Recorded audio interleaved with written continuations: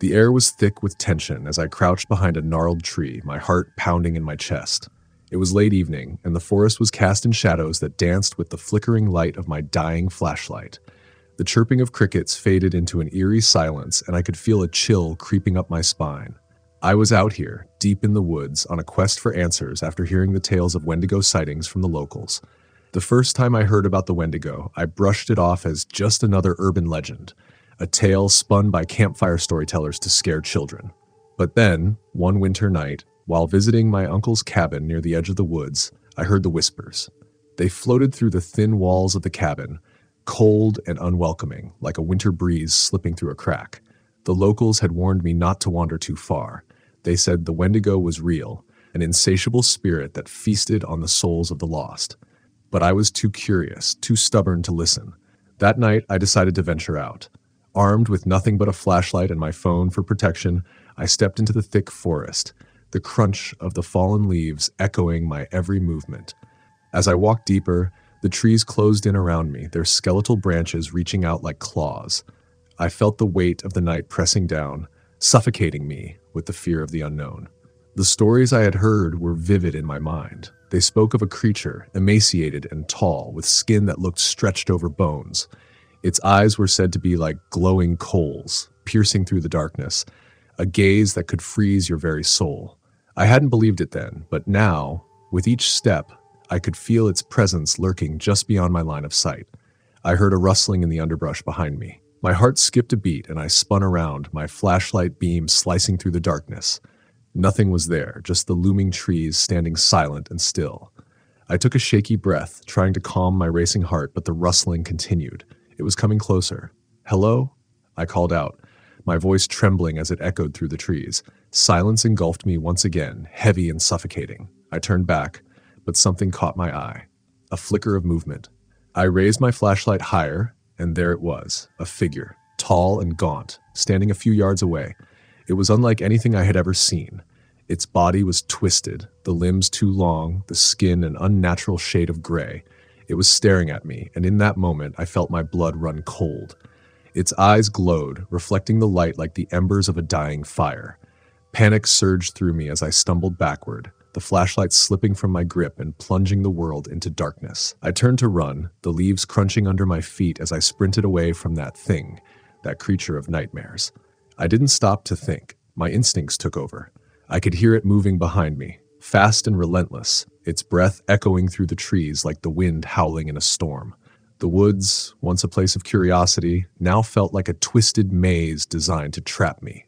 Branches whipped against my skin, and I gasped for breath as I weaved through the trees. I could hear the creature drawing closer, its growl low and guttural, reverberating through the forest. I felt a sharp pain in my side as a branch scraped against me, but I didn't care. I had to keep moving. Just as I thought I might escape, I stumbled into a clearing. The moon illuminated the area, casting an eerie glow over the snow-covered ground. I looked around, desperate for a way out, but the trees loomed at the edges, dark and menacing. That's when I saw it again, the Wendigo, standing at the edge of the clearing, watching me with those burning eyes.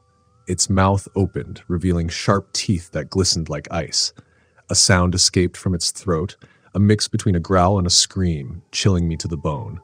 I backed away slowly, my breath coming in ragged gasps. I couldn't take my eyes off it, the horror of what I was witnessing overwhelming my senses. Just then, I remembered the stories the locals told. The Wendigo wasn't just a creature. It was a curse, a spirit of insatiable hunger that drove men to madness. The realization hit me. I needed to escape, not just for my life, but for my sanity. In a moment of sheer desperation, I turned and sprinted back into the trees.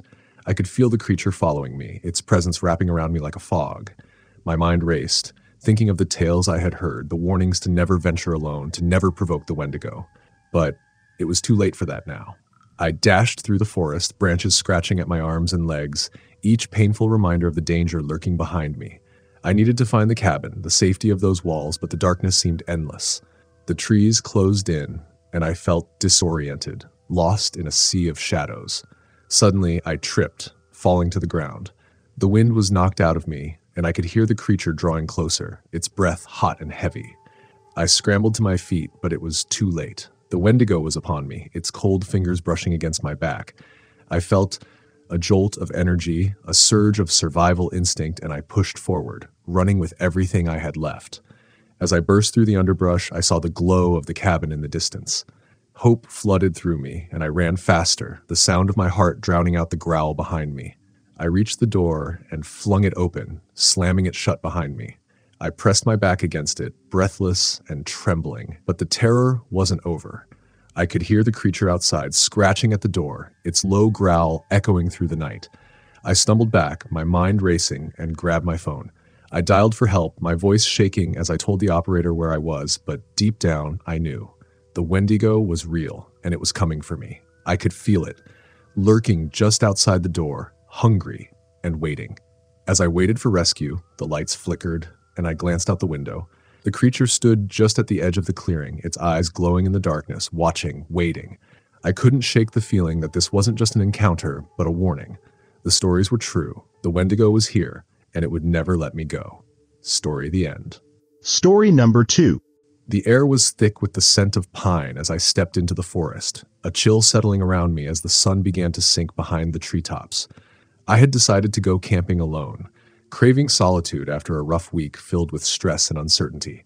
My friends had warned me against it, sharing stories of the Wendigo, the malevolent spirit said to roam these woods, but I shrugged them off. Superstitions, I thought. Nothing but tales to scare kids.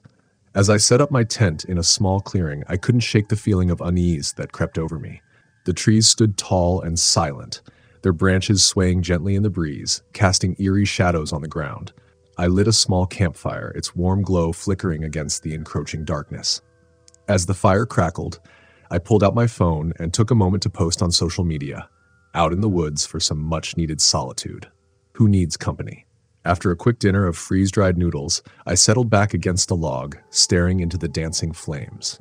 As night descended, I turned off my phone, the screen fading to black, and the silence enveloped me. The forest was alive with the sounds of nocturnal creatures, but as the hours passed, those sounds began to fade into an unsettling quiet. A chill ran down my spine as I glanced around, feeling a presence lurking just beyond the reach of the firelight. I remembered the stories about the Wendigo, the creature that preys on the lost and lonely, said to mimic human voices to lure its victims into the darkness. I shook my head, dismissing my unease as paranoia, but I couldn't ignore the shadows creeping along the edges of the clearing. Suddenly, a low growl cut through the silence, sending a jolt of fear through me. My heart raced as I turned my head, searching for the source. "Hello," I called out, my voice trembling. No response came, just the sound of the wind rustling through the trees. I convinced myself it was just an animal, perhaps a bear or a coyote. Then, without warning, I heard a voice, soft and echoing, drifting through the trees. "Help me." It sounded like a whisper carried by the wind, but it sent chills racing down my spine. My stomach twisted in knots as I strained to listen. It was too dark to see anything beyond the reach of my fire, but the voice felt so close, so real. "Is someone there?" I shouted, trying to sound brave, but my voice wavered. The growl returned, louder this time, more menacing. Panic gripped me, and I scrambled to my feet, eyes darting around the clearing. Then I saw it. A figure standing between the trees, barely visible in the darkness. It was tall and emaciated, with skin stretched tight over its bones. Its eyes glowed with an otherworldly hunger, piercing the night like twin lanterns. My breath caught in my throat as I realized I was staring at the Wendigo. Fear coursed through my veins, and I turned to grab my backpack, my heart pounding in my chest. The creature let out a low, rumbling growl, and I bolted into the trees, adrenaline propelling me forward. The branches snagged at my clothes, but I pushed through, desperately trying to escape. I could hear its heavy footsteps behind me, closing the distance with every step. As I ran, I glanced over my shoulder, catching a glimpse of the Wendigo. It was unnaturally fast, its long limbs moving with an eerie grace. The hunger in its eyes sent a wave of terror crashing over me. I couldn't let it catch me. I had to find safety. The forest blurred around me, trees flying past as I sprinted deeper into the woods. I felt the cold seep into my bones, but I didn't dare stop. Just as I thought I might escape, I stumbled into a small clearing. My chest heaved as I struggled to catch my breath, desperately scanning the darkness for any sign of the creature. It was then that I heard it again, the whisper, closer this time. "Help me." My heart raced, but I felt an inexplicable pull toward the sound. It was luring me, drawing me deeper into the woods. "No!" I shouted, shaking my head. "Get away from me!" But the whisper only grew louder, more insistent, and I felt myself moving toward it despite my better judgment. I stumbled through the underbrush, the whisper guiding me further into the forest. The trees closed in around me, blocking out the moonlight. The growl of the Wendigo faded, replaced by the soft sounds of the forest. The wind, the rustle of leaves, and the persistent call of that haunting voice. As I pushed through the thick foliage, I suddenly broke into a small, hidden clearing bathed in an eerie light. In the center stood a figure, a woman, her long hair flowing like shadows around her. "Help me," she pleaded, reaching out toward me with skeletal fingers. Fear shot through me. "Who are you?" I asked, my voice trembling. The woman's eyes glowed, just like the Wendigo's, filled with a hollow hunger that sent chills down my spine. "Please, help me. Find me."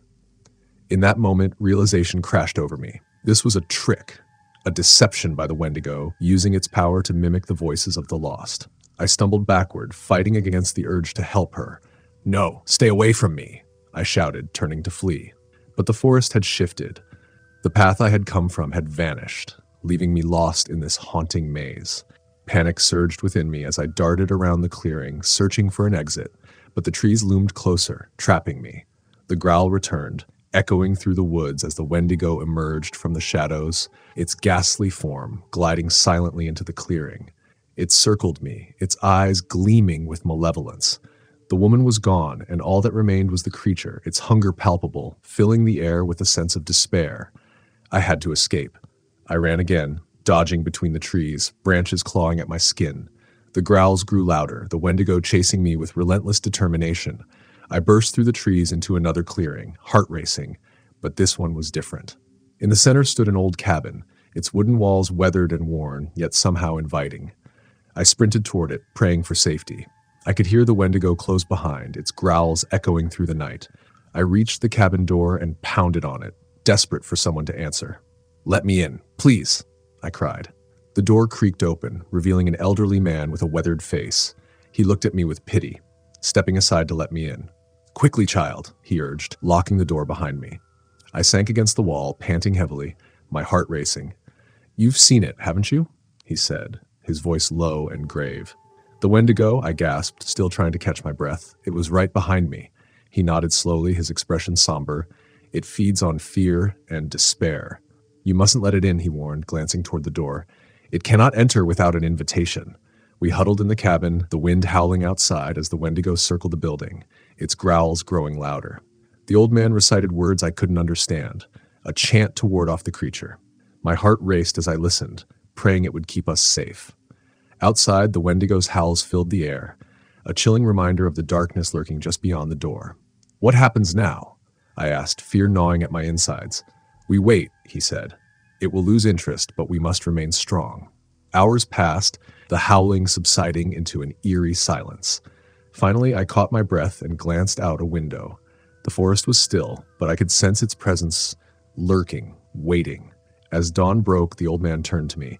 "You must leave this place. The Wendigo feeds on loneliness and despair, and it will return. You're safer with others."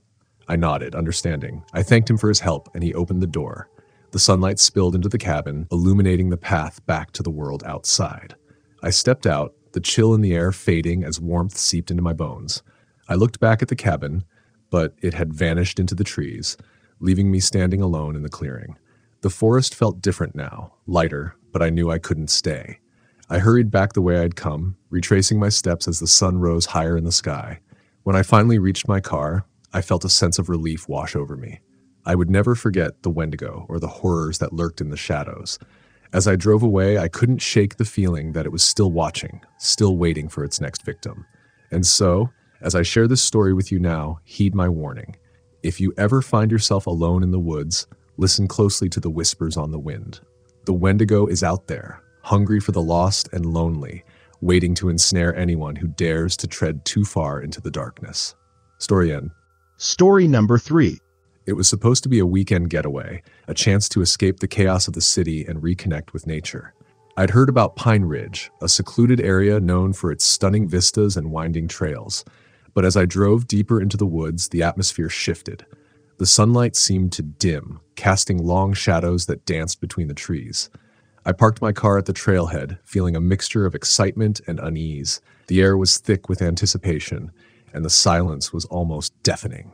I shook off the feeling and set off on the trail, the crunch of leaves underfoot the only sound accompanying me. The first few hours were idyllic. The scent of pine filled the air, and the vibrant hues of fall painted the landscape.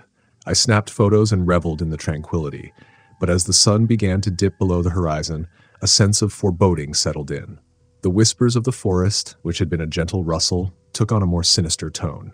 That evening, I set up camp in a small clearing. I lit a fire, the crackling flames flickering against the encroaching darkness. As I sat by the fire, I pulled out my phone to share my adventure with friends, but there was no service. I felt a pang of isolation but shrugged it off. As the night deepened, I began to hear it. A faint, almost imperceptible whispering drifting through the trees. Help! Me! The words were soft yet chilling, sending shivers down my spine. I shook my head, convincing myself it was just the wind. But then I heard it again, louder this time. Help! Me! My heart raced. I stood up, flashlight in hand, scanning the dark woods around me. Hello? I called out, but my voice seemed to vanish into the night. The whisper persisted, luring me away from my camp. Help me! It was a cry filled with desperation, almost human. Against my better judgment, I followed the sound, pushing deeper into the woods. Each step felt heavier, the air thick with an unseen tension. As I walked, the whispers grew more distinct, morphing into incoherent babbling mixed with haunting cries. I felt an undeniable urge to find the source. I pressed on, adrenaline surging, my flashlight beam dancing nervously between the trees. Then I saw it, a figure huddled beneath a massive oak tree. It was a man, emaciated and wild-eyed, his skin pale and glistening as if coated in sweat. Please, help me, he gasped, his voice raw and strained. I hesitated, my instincts screaming at me to turn back. What happened to you? I managed to ask, dread pooling in my stomach. He glanced over his shoulder, eyes wide with terror. It's coming! You have to run! Before I could process his words, a guttural growl erupted from the darkness. The man's face contorted in fear, and he pointed into the trees. It's hungry! Run! Instinct took over. I turned and sprinted back the way I came, heart pounding in my chest. The growl grew louder, reverberating through the night, echoing in my ears. I could feel it gaining on me, the weight of something unnatural pressing against my back. I stumbled but regained my footing, frantically dodging branches and roots as I raced toward my campsite. The whispers had transformed into a cacophony of screams, a chorus of anguish and despair that filled the air with an otherworldly dread. As I burst into the clearing, I skidded to a halt. My campfire still flickered, but the shadows danced ominously around it. I grabbed my knife from my pack, adrenaline surging through my veins. Stay back! I yelled, shining my flashlight into the darkness. A chilling silence enveloped the area, the whispers fading into nothingness, but I could feel its presence lurking just beyond the light. The air felt charged, heavy with anticipation. I didn't know what I was up against, but I was determined to face it. The growl returned, low and menacing, as the creature emerged from the shadows. It was tall and gaunt, with skin stretched tight over its skeletal frame. Its eyes gleamed with an unnatural hunger, and its mouth twisted into a horrific grin filled with sharp, jagged teeth. The Wendigo. Panic surged through me, but I couldn't allow it to consume me. You're just a monster, I shouted, forcing my voice to remain steady. I knew I had to show no fear. The creature hesitated, its gaze narrowing as if trying to decipher my resolve. I took a step forward, flashlight aimed directly at it. You won't take me, I declared, defiance bubbling to the surface. The creature recoiled slightly, a snarl escaping its lips. Leave, I shouted, thrusting my flashlight toward it. It let out a howl that shook the ground, a sound filled with rage and hunger. But I stood firm, refusing to back down. The light of my flashlight seemed to push it away, forcing it to retreat into the shadows. In that moment, I remembered the stories. The Wendigo thrived on fear, feeding on the hopelessness of its victims. I would not let it win. I kept my light trained on it, feeling the power of my resolve strengthen as I faced the creature. The Wendigo's growls turned to anguished cries, the echoes of those it had consumed reverberating around me. Join us, they whispered, a chilling reminder of what it fed upon. I gritted my teeth, shaking my head. Never, I screamed, my voice cutting through the darkness. I will not be your prey. With a final roar, The creature turned and fled into the depths of the forest, the whispers fading into the distance. I fell to my knees, gasping for breath, the adrenaline slowly ebbing away. I had faced the darkness and survived, but the victory was bittersweet. I packed my gear with trembling hands, the weight of what I had experienced pressing down on me. As I hiked back to my car, the sunlight began to break through the trees, casting warm light over the path. But as I glanced back at the forest, a chill ran down my spine. I knew the Wendigo was still there, lurking in the shadows, waiting for the next unsuspecting wanderer to stumble upon its haunted domain. And as I drove away, the echoes of the forest clung to me, a haunting reminder of the terror I had faced and the darkness that would always linger just beyond the light. Story number 4. I've always been drawn to the thrill of exploring the unknown. So, when I stumbled across an old article about Blackwood Pines, an abandoned campground notorious for its ghost stories and specifically sightings of the Wendigo, I felt compelled to go. My friends thought I was crazy. They warned me of the dangers of the forest and the legends that swirled around it. But I dismissed their concerns, excited by the thought of a solo adventure. As I drove along the winding road leading to Blackwood Pines, the trees began to close in around me, their branches arching overhead like skeletal fingers. The air grew heavier, and a thick fog rolled in, shrouding the world in a gray mist. I parked my car and grabbed my gear, the excitement of the unknown overshadowing any lingering doubts. Setting up my tent in a small clearing, I took in the eerie beauty of the forest. The remnants of old cabins stood like ghosts among the trees, their weathered wood and broken windows, a testament to years of neglect. As the sun dipped below the horizon, I lit a small fire and prepared for the night. The crackling flames provided warmth, but the shadows danced around me, stretching and twisting into unnatural shapes. As darkness enveloped the forest, I felt a chill creeping up my spine. I pulled out my flashlight, the beam cutting through the night. It was then that I heard it, a low, mournful cry echoing through the trees. "Help me!" My heart raced. It was a voice tinged with desperation. I sat still, listening as it echoed through the silence. "Help me!" The sound was so hauntingly human that I felt an irresistible pull to find its source. Ignoring the instinct to run, I grabbed my flashlight and ventured into the darkened woods. "Hello?" I called, my voice trembling. "Is someone there?" The whispering continued, guiding me deeper into the forest. Each step felt heavier, the air thickening as I moved further from my camp. I felt disoriented, the shadows blurring around me. The trees seemed to twist and contort, closing in like a cage. Suddenly, I stumbled into a small clearing. In the center stood a figure, a woman clad in tattered clothes, her long hair hanging over her face. "Please, help me," she rasped, her voice filled with sorrow. "What happened?" I asked, fear creeping into my voice. The woman lifted her head, revealing hollow eyes and a face twisted in despair. "It's coming for me, for you. You have to run!" Before I could respond, a low growl rumbled through the trees, chilling me to the core. The woman's expression turned to pure terror, and she pointed toward the darkness. "It's hungry! Run!" Panic surged through me. I turned and sprinted back the way I came, the growl growing louder, echoing in the night.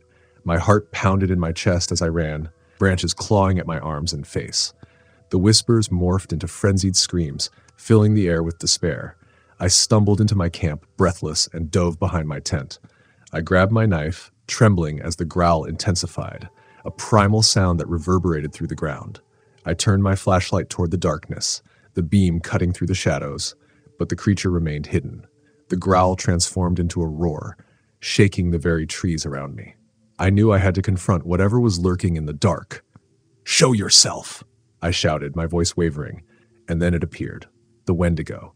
It was tall and emaciated, skin stretched tight over its bony frame. Its eyes glowed with a fierce hunger, and its mouth curled into a grotesque grin filled with jagged teeth. I felt my blood run cold, paralyzed by fear as it took a step closer, the scent of decay wafting through the air. I remembered the stories. The Wendigo thrived on fear and despair. In that moment, I realized I couldn't let it win. "You're just a monster," I yelled, forcing the words out through my fear. I raised my flashlight, the beam shining directly into its eyes. It hesitated, snarling as it recoiled from the light. I took a step forward, emboldened by a surge of determination. "You won't take me," I shouted, feeling the power of my defiance. The creature let out a howl, a sound that rattled the trees and sent birds scattering from their nests. But I stood firm, refusing to back down. I kept the light trained on it, feeling my heart race as I faced the embodiment of my worst fears. The Wendigo snarled, stepping back into the darkness, its form flickering like a candle in the wind. "Join us," it whispered, the voices of its victims mingling with its own. "Join us!" "Never!" I screamed, my voice cutting through the cacophony of despair. "I will not be your prey." With a final roar, the creature vanished into the shadows, the whispers fading away. I fell to my knees, gasping for breath, adrenaline surging through my veins. I had faced the darkness and survived, but I knew the battle was far from over. I spent the rest of the night by the fire, heart still racing, eyes darting around for any sign of the Wendigo's return. The forest was silent, but I knew better than to let my guard down. As dawn broke, I packed my gear with trembling hands, feeling the weight of the night's events settle in my chest. I hiked back toward my car, the sun's light casting long shadows on the ground. But as I looked back at black wood pines, a chill ran down my spine. I could almost feel the Wendigo watching me from the depths of the forest, waiting for the next unsuspecting traveler to wander too far. And as I drove away, the whispers lingered in my mind, a haunting reminder of the darkness that dwelled just beyond the light. I vowed never to return, but I knew the stories of the Wendigo would follow me, echoes of a haunting I would never forget. Story. The end. Story number 5. When I decided to spend the weekend camping in the forest, I envisioned quiet nights under the stars, the crackling of a campfire, and the peaceful sounds of nature surrounding me. Little did I know that those dreams would soon spiral into a nightmare filled with dread and horror. It was late autumn when I set out, the leaves painted in shades of red and gold crunching beneath my boots as I trekked deeper into the woods. I had been here before, familiar with its trails, but this time felt different. The air was heavy with an unsettling silence, as if the forest was holding its breath, waiting for something to happen. By the time I reached my campsite, the sun hung low in the sky, casting long shadows across the ground. I quickly set up my tent and gathered wood for the fire, eager to bring some warmth to the chilly air. As the flames flickered to life, I pulled out my phone to post about my adventure, but there was no service. I sighed, putting it away, realizing that I was truly alone out here. The first night passed without incident. I roasted marshmallows and listened to the distant calls of owls, comforted by the crackling fire. But as darkness enveloped the forest, an eerie feeling crept in, like the woods themselves were watching me. I dismissed it as imagination and settled into my sleeping bag, falling into a restless sleep. The following morning, I woke to a heavy mist clinging to the ground. I decided to explore a nearby trail, hoping to shake off the lingering unease. As I walked, the trees loomed overhead, their gnarled branches twisting like the fingers of a skeletal hand.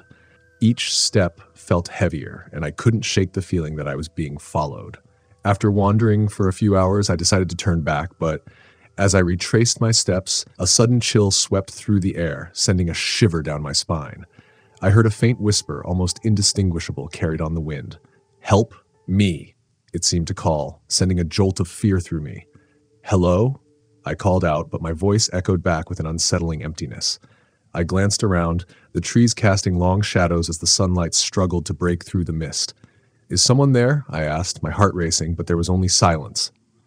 I picked up my pace, my instincts screaming at me to get back to the campsite. I broke into a jog, branches snapping beneath my feet, but the whispers followed me, growing louder. "Help me!" They grew increasingly frantic, blending with the sound of my heartbeat, creating a cacophony of fear in my mind.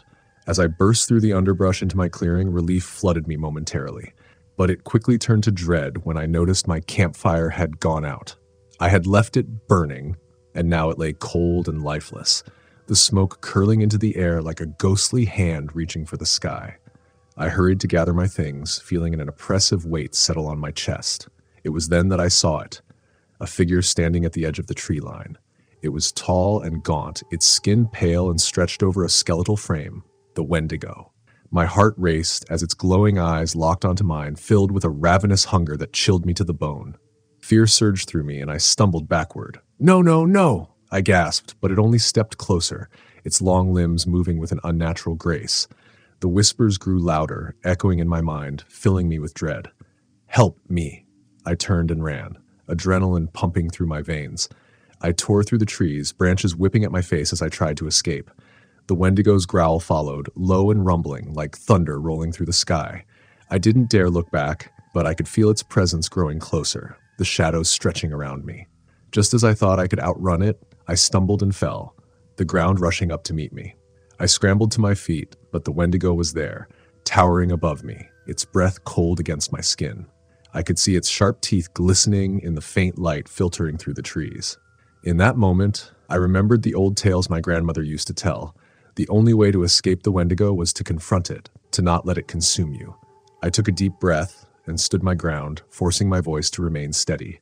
"Leave me alone," I shouted, trying to sound brave. To my surprise, the Wendigo paused, tilting its head as if considering my words. The whispers faded into silence, and for a brief moment I thought I had reached it somehow. But then, without warning, it lunged forward, its long arms outstretched. I barely managed to dodge its grasp, rolling to the side and scrambling to my feet. I sprinted again, dodging between the trees, my mind racing. I couldn't let it win. I had to survive. As I ran, I remembered my flashlight, hastily dropped in the panic. I could use it against the creature. I quickly retraced my steps, my heart pounding as I spotted it lying on the ground. I snatched it up, flicking it on, the beam slicing through the darkness. I turned to face the Wendigo, shining the light directly into its eyes. It recoiled, letting out a bone-chilling scream that echoed through the forest. The sound pierced my ears, but I pressed forward, keeping the light aimed at the creature. "Get away from me!" I yelled, pushing back against the fear that threatened to consume me. The Wendigo hesitated, its eyes narrowing. "Help me," it rasped, its voice now sounding pained, almost human. The sorrow in its tone caught me off guard, and I felt a flicker of sympathy. Was it truly just a lost soul trapped in this monstrous form? But I couldn't forget the tales of its deceit. I shook my head, the weight of its presence still looming. "You're not real. You're just a monster," I shouted, and with that, the creature let out another deafening scream, retreating into the shadows of the trees. I kept the flashlight aimed where it had stood, breathing heavily, the adrenaline slowly beginning to fade. But I knew I couldn't stay here. I had to get back to my car, to safety. I turned and ran, heart racing, the path feeling familiar now, though the shadows still danced around me. The whispers faded into silence, but I could still feel the Wendigo watching from the trees, its presence lurking just beyond the reach of my light. When I finally burst out of the trees and reached my car, I fumbled with the keys, the cold metal biting into my fingers. I scrambled inside, locking the doors behind me. As I sat there, heart pounding, I could see the forest looming dark and silent in my rearview mirror. Just as I started the engine, I caught a glimpse of movement among the trees. The Wendigo stood there watching, its glowing eyes piercing through the darkness. I felt a wave of fear wash over me, but I couldn't stay here any longer. I hit the gas and sped away, the forest disappearing in the rearview mirror. That night, as I drove home, the tales of the Wendigo echoed in my mind. I had escaped, but I knew it would never truly leave me.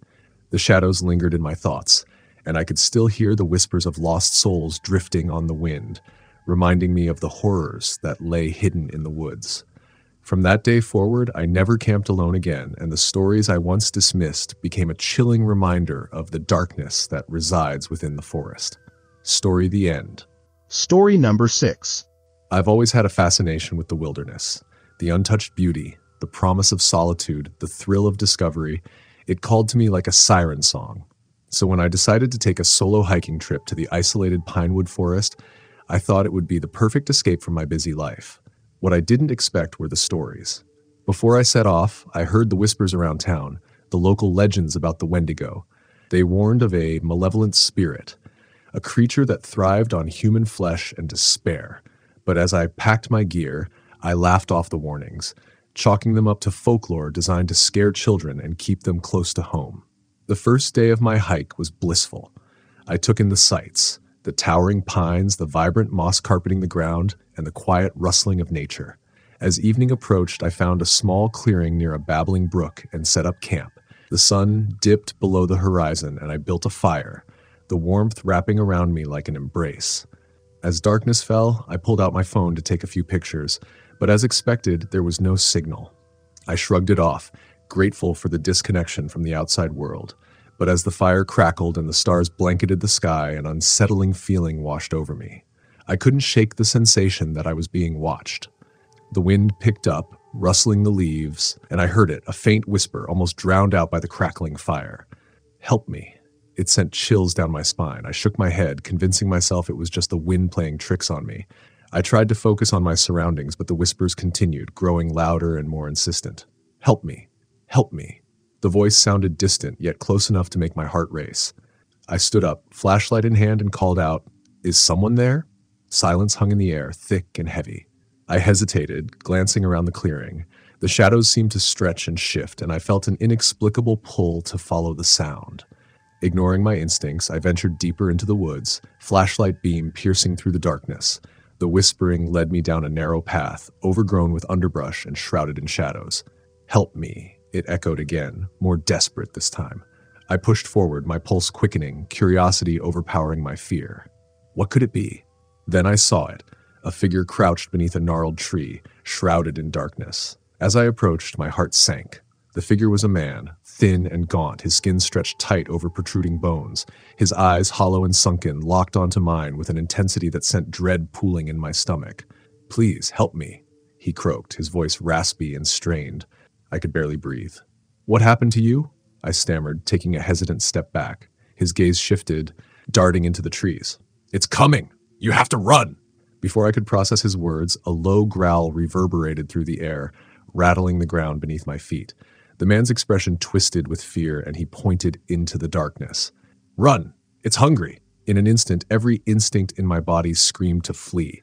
I turned and sprinted back down the path, heart racing, adrenaline surging. The growling behind me grew louder, a cacophony of hunger and rage. I could feel its presence looming, a cold wind biting at my back as I tore through the underbrush. Branches whipped at my face as I barreled through the trees, the beam of my flashlight flickering with each frantic step. I stumbled, but regained my footing, pushing harder, desperate to escape. "I can't die here," I thought, panic overtaking my senses. I burst into the clearing, gasping for breath. The fire still flickered, its warm glow offering a false sense of security. I dove behind my tent, my mind racing. The growl was close, too close. I grabbed my survival knife, heart pounding in my chest. My flashlight's beam cut through the darkness, illuminating the surrounding trees. The growling halted, replaced by an eerie silence. I could feel it watching me, lurking just beyond the reach of the light. Suddenly, I heard the whispers again, echoing in the night. "Help me." But now it was mixed with something else, laughter, cold and mocking. My heart sank as I realized what I was hearing.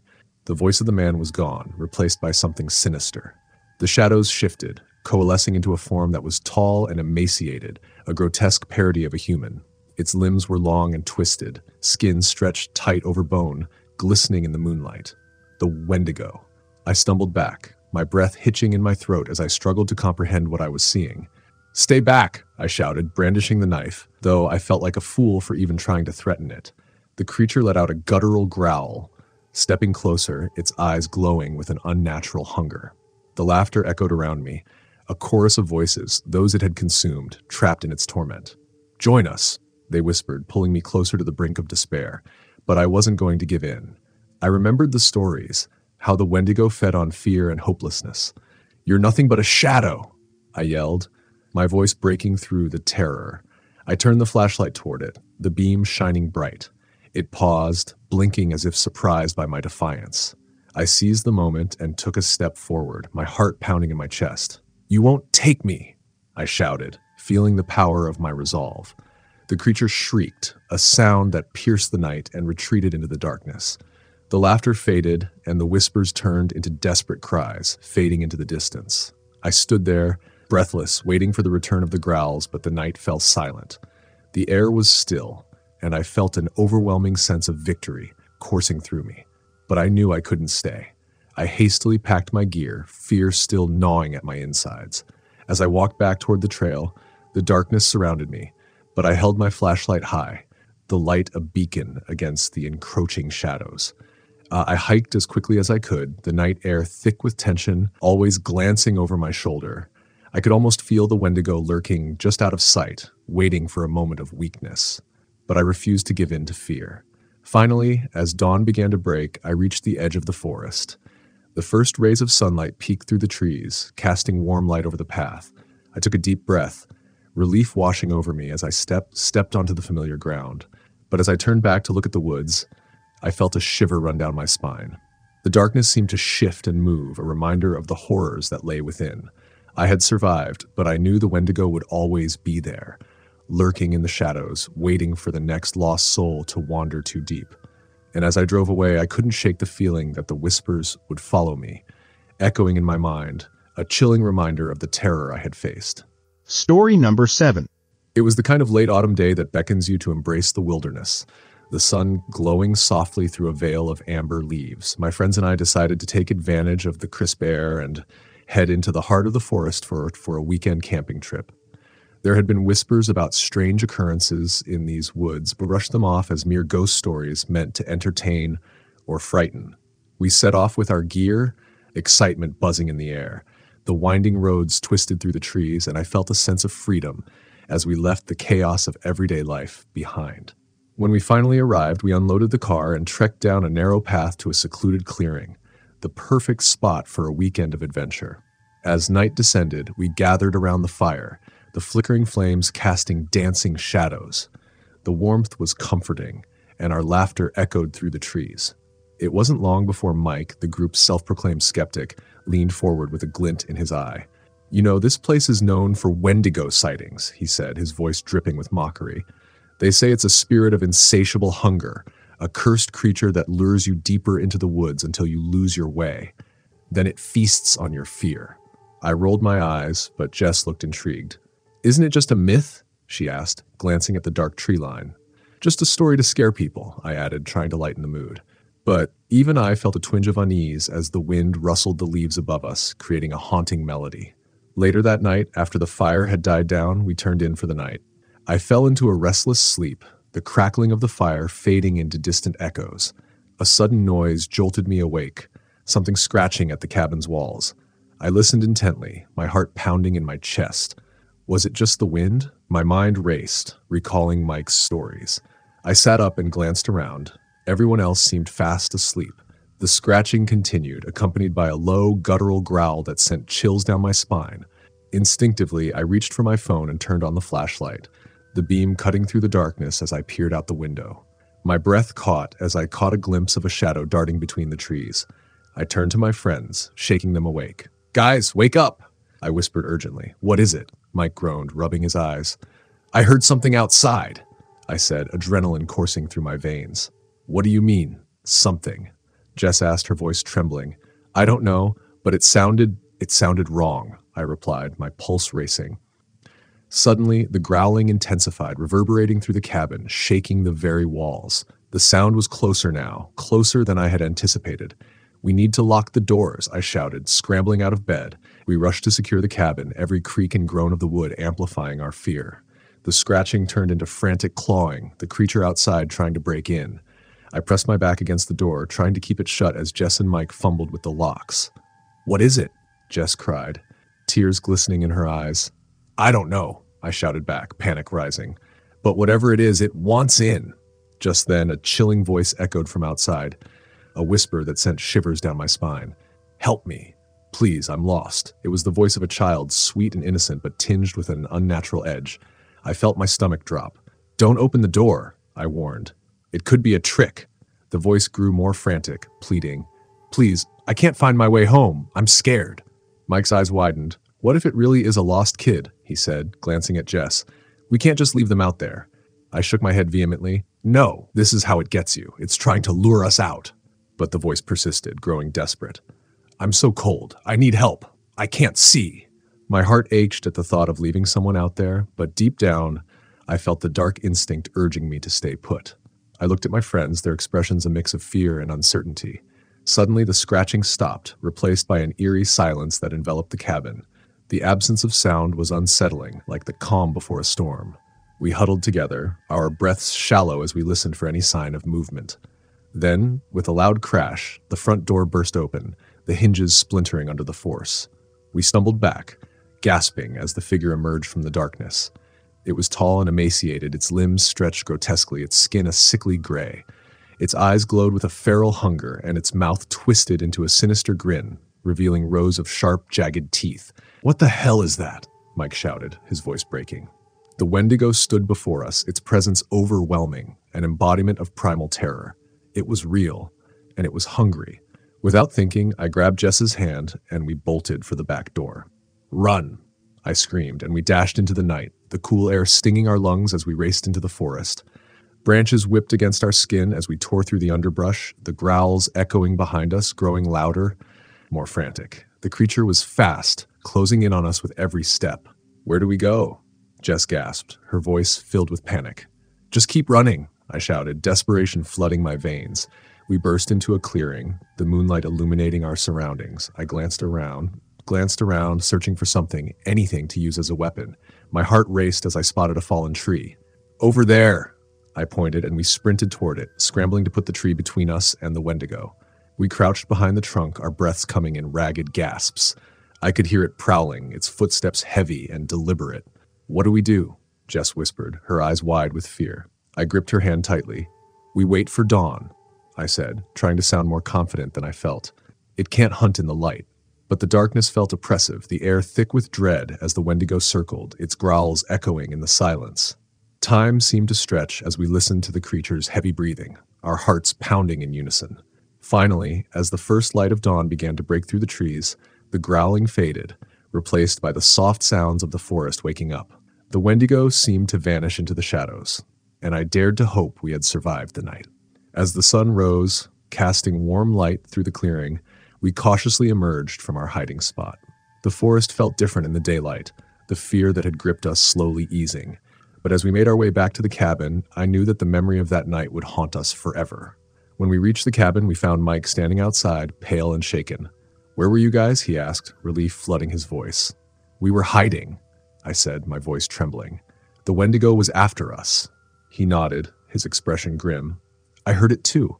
I thought we were done for." As we packed our things and prepared to leave, I couldn't shake the feeling that we were being watched.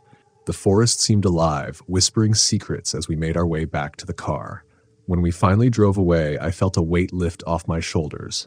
But deep down, I knew the Wendigo was still out there, lurking in the shadows, waiting for the next unsuspecting souls to wander too far into the woods. And though we had escaped, the haunting memory of that night would stay with us forever, a reminder of the darkness that lies just beyond the tree line. Story the end. Story number 8. I've always been fascinated by the tales of the Wendigo, an eerie creature from Algonquian folklore that embodies the essence of winter, famine, and insatiable greed. Growing up in the northern woods, I would often hear the stories whispered around campfires, but I never thought I'd find myself in the middle of one. It was late autumn when I decided to venture into the woods with a couple of friends. We were looking for an escape from our daily lives, seeking the thrill of adventure in the heart of the wilderness. Armed with camping gear, flashlights, and an old map my grandfather had given me, we set off into the dense forest, excitement bubbling beneath the surface. The sun dipped below the horizon, casting long shadows through the trees. The chill of the evening air sent shivers down my spine. "You really believe in those stories, huh?" Jake laughed, shaking his head as we set up camp. I shrugged, trying to play it cool, but deep down I felt a twinge of apprehension. As the fire crackled and the darkness deepened, we shared tales of the Wendigo. They say it can mimic the voices of loved ones to lure its prey, drawing them deeper into the woods until they're lost and alone. My friend Mia rolled her eyes, but I noticed a nervous glance she shot towards the shadows. We tried to brush off the fear, but as the night wore on, a sense of unease settled around us. It wasn't until midnight that things took a turn. The fire flickered as a cold breeze swept through the clearing. I felt it first, an overwhelming sense of being watched. I glanced at my friends, but they seemed to be caught in their own thoughts. The woods were unnaturally quiet, the sounds of the night swallowed by a thick, oppressive silence.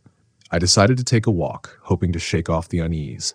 As I moved deeper into the woods, I couldn't shake the feeling that something was lurking just out of sight.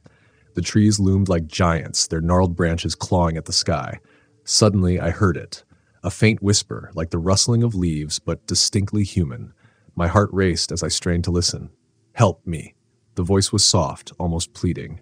I took a cautious step forward, the darkness swallowing me whole. "Who's there?" I called out, trying to sound brave. Silence fell again, thick and suffocating. I turned to head back when I caught a glimpse of something out of the corner of my eye. A figure stood between the trees, too tall and thin to be human.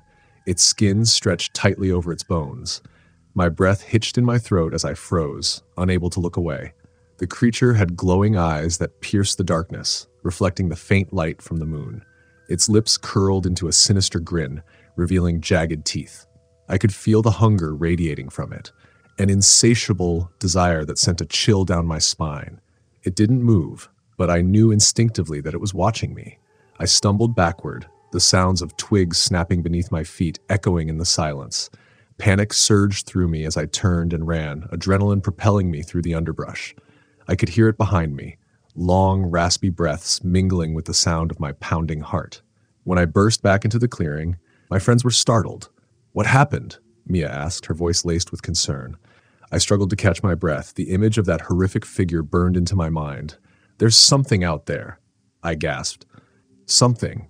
Not right," Jake scoffed, trying to mask his fear with laughter. "Come on, man. You're just scaring yourself.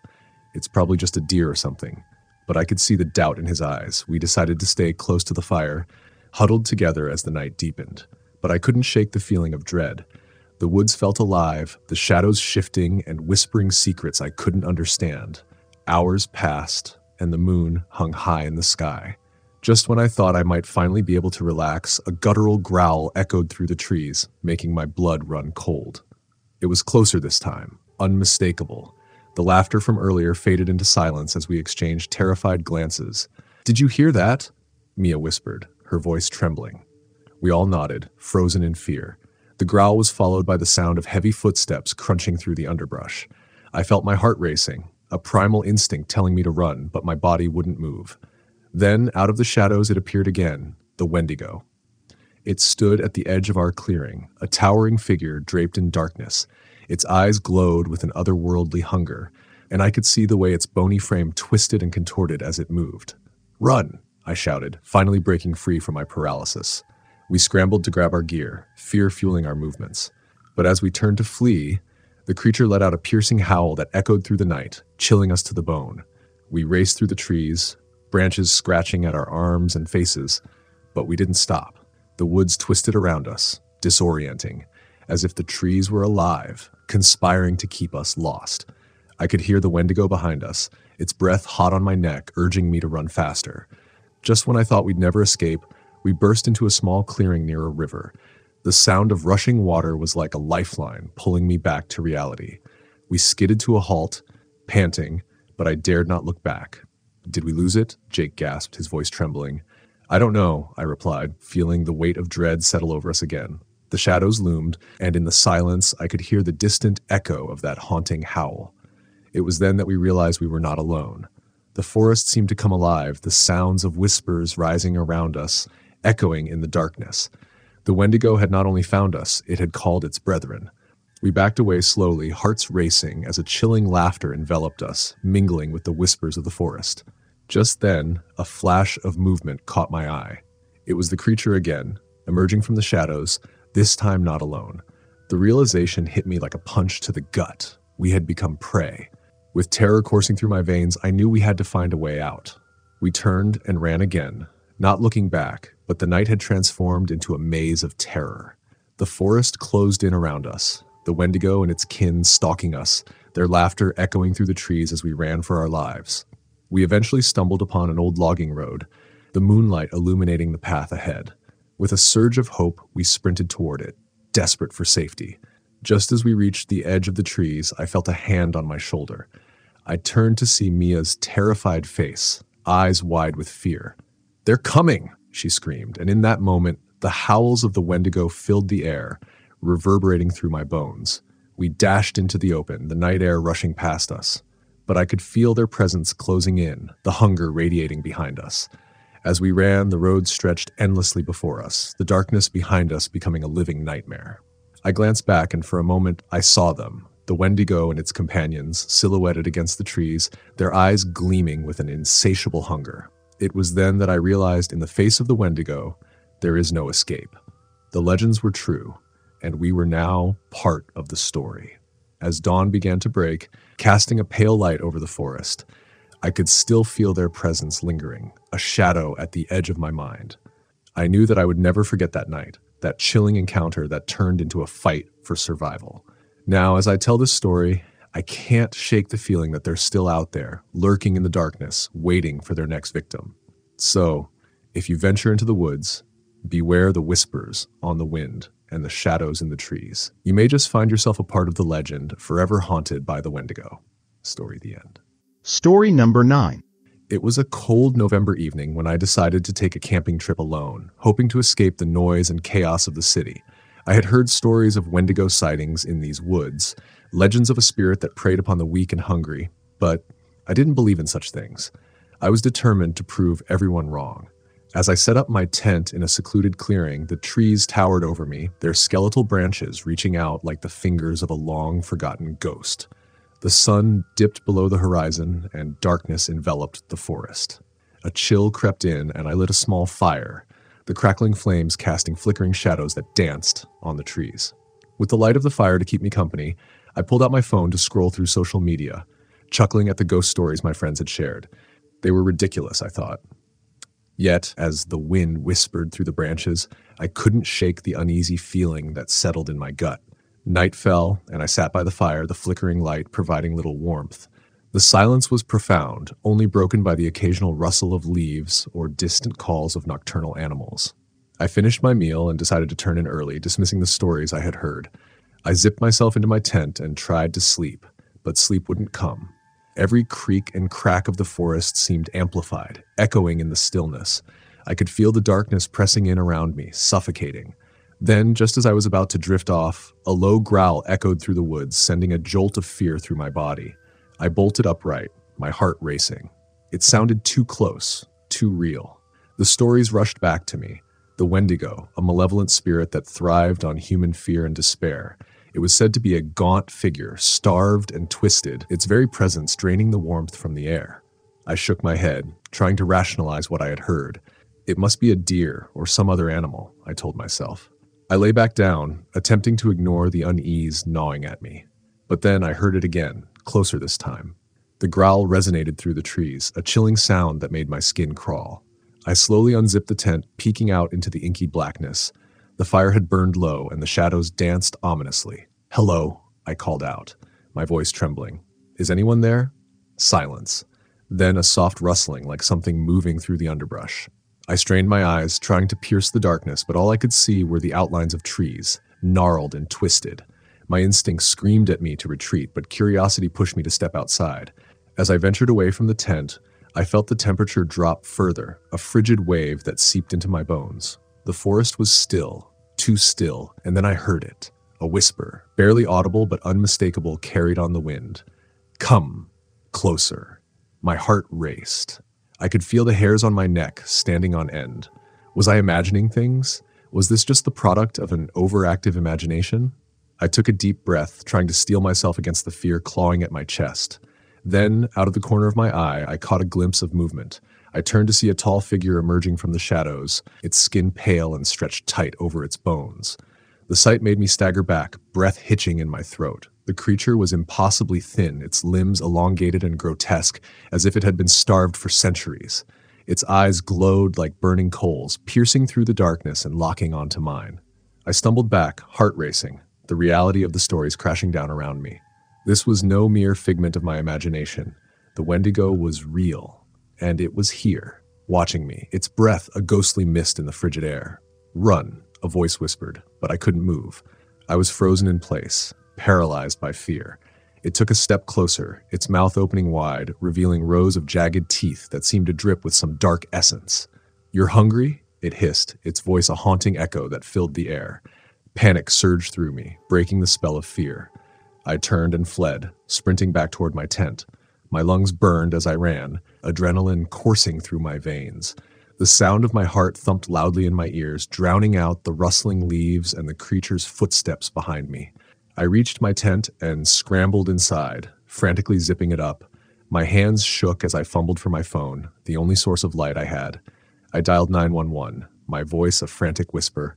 "Help! I'm lost in the woods. There's something out there." The operator's voice came through, calm and steady, but all I could hear was the thumping of my heart and the sounds of the forest outside. I glanced at the tent flap, half expecting to see those glowing eyes staring back at me. "Stay on the line, sir. Help is on the way," the operator said, but the line suddenly went dead. I felt a cold chill run down my spine as I realized I was completely cut off.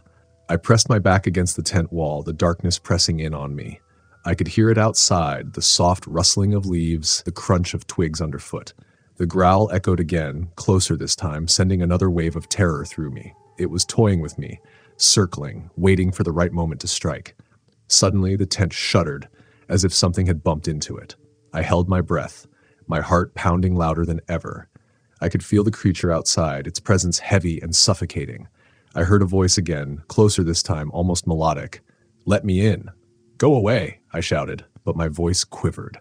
I was no longer sure if I was speaking to the creature or to myself, trying to convince myself that it wasn't real. The rustling grew louder, and I could hear its breathing, ragged and hungry. I clamped my eyes shut, willing myself to wake up from this nightmare. But when I opened them again, the world outside was still dark and filled with dread. Then it happened. The tent began to tear, the fabric giving way to something sharp and powerful.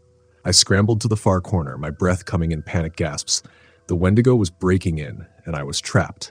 Just as the tent collapsed inwards, I felt a surge of desperation.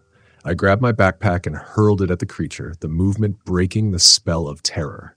In that moment, I saw its face, twisted and grotesque, eyes glowing with a hunger that made my blood run cold. But I didn't wait. I tore open the tent flap and dashed into the woods, running as fast as I could. I didn't stop. I ran until my legs burned, ignoring the branches that scratched at my skin and the sharp pain of fatigue. The growls faded behind me, but I didn't slow down. I stumbled through the trees, my mind racing, searching for a way out of this nightmare.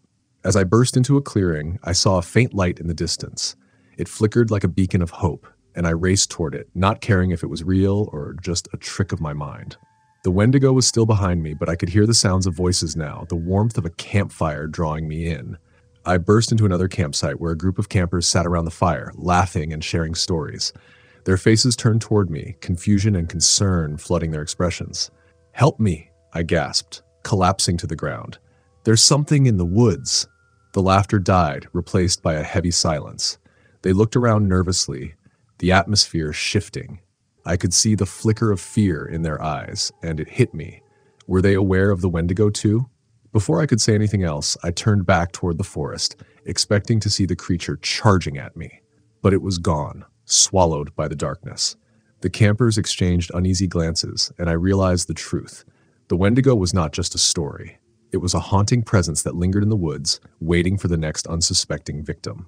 As I sat there, shivering and trembling, I understood the legends were more than mere tales. They were warnings, a call to stay away, to never venture into the dark alone.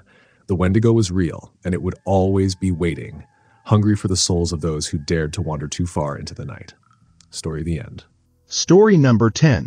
I had always been fascinated by ghost stories, especially those rooted in folklore. So, when my friend Mike suggested we take a trip to the abandoned town of Maple Hollow, I jumped at the chance. Rumor had it that the area was plagued by sightings of a creature known as the Wendigo, a spirit of insatiable hunger and despair. While the others were skeptical, I was excited to uncover the truth behind the legend. The sun dipped low in the sky as we arrived, casting an eerie glow over the dilapidated buildings. The air was thick with silence, the only sound being the crunch of our footsteps on the overgrown path. I felt a chill run down my spine, but I brushed it off as the cool evening air. We set up camp near what used to be the town square. Old signs lay twisted and broken, remnants of a time long gone. As night fell, I pulled out my flashlight and began exploring, hoping to catch a glimpse of something supernatural. Mike and our other friends, Sarah and Josh, opted to stay by the fire, exchanging ghost stories and laughing nervously. As I wandered through the town, I felt a growing sense of unease. The whispers of the wind seemed to carry voices, faint but urgent. "Help! Me!" The sound sent shivers down my spine, and I paused, heart racing. I turned on my flashlight, illuminating the crumbling facades of the buildings around me. "Is anyone there?" I called out, but my voice echoed back, swallowed by the stillness. I shook my head, convincing myself it was just my imagination, but the feeling that I was being watched lingered. Suddenly, a rustle in the nearby bushes caught my attention. I directed my light toward the sound, but there was nothing there. I decided to head back to the campfire, eager to shake off the creeping dread. As I walked, the whispers returned, louder this time. "Help me." I quickened my pace, fear clawing at my chest. When I finally reached the fire, my friends looked up, their faces illuminated by the flames. "You okay?" Mike asked, concern etched in his features. Yeah, I replied, forcing a smile. Just thought I heard something. We spent the next few hours telling ghost stories, but the atmosphere felt different now.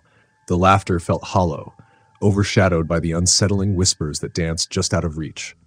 As the fire crackled, the shadows around us seemed to grow, stretching like fingers reaching for our warmth. Around midnight, Josh suggested we take a walk to the old church at the edge of town. It'll be fun, he insisted. Let's see if we can catch a glimpse of the Wendigo. Despite my misgivings, the thrill of adventure won me over. We grabbed our flashlights and set off, the beams cutting through the thick darkness. As we approached the church, the air grew colder and the whispers intensified. The church stood in ruins, its steeple leaning precariously.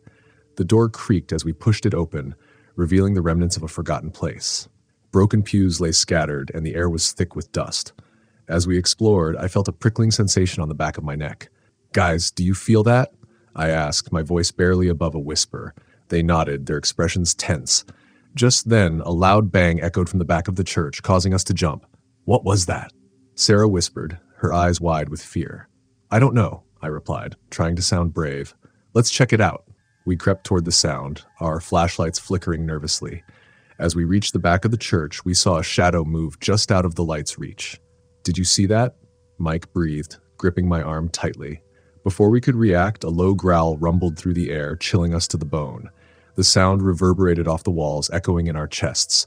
Panic surged through us, and we turned to run, but something blocked our path.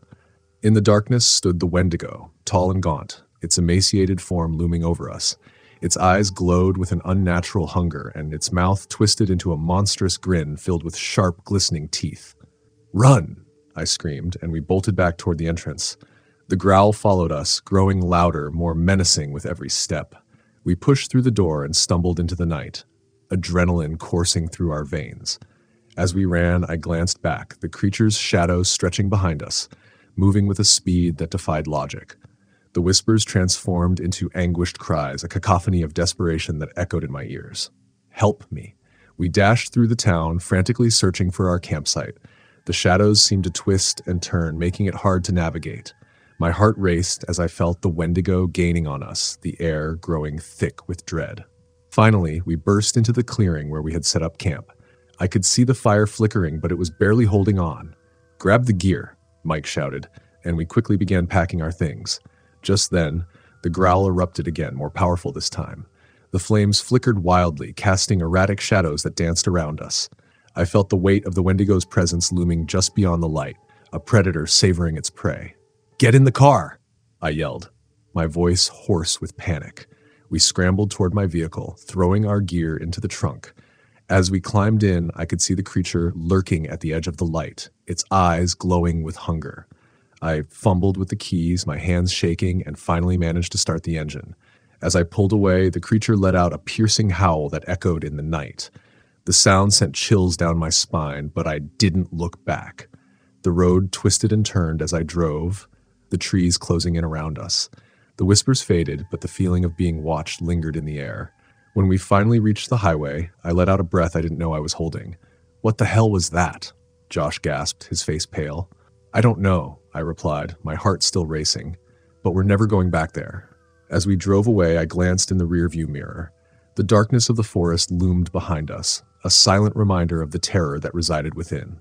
I knew the stories of the Wendigo would haunt me, whispers of a creature that thrived on fear and despair. And as the road stretched ahead, I couldn't shake the feeling that the Wendigo was still watching, waiting for the next chance to strike.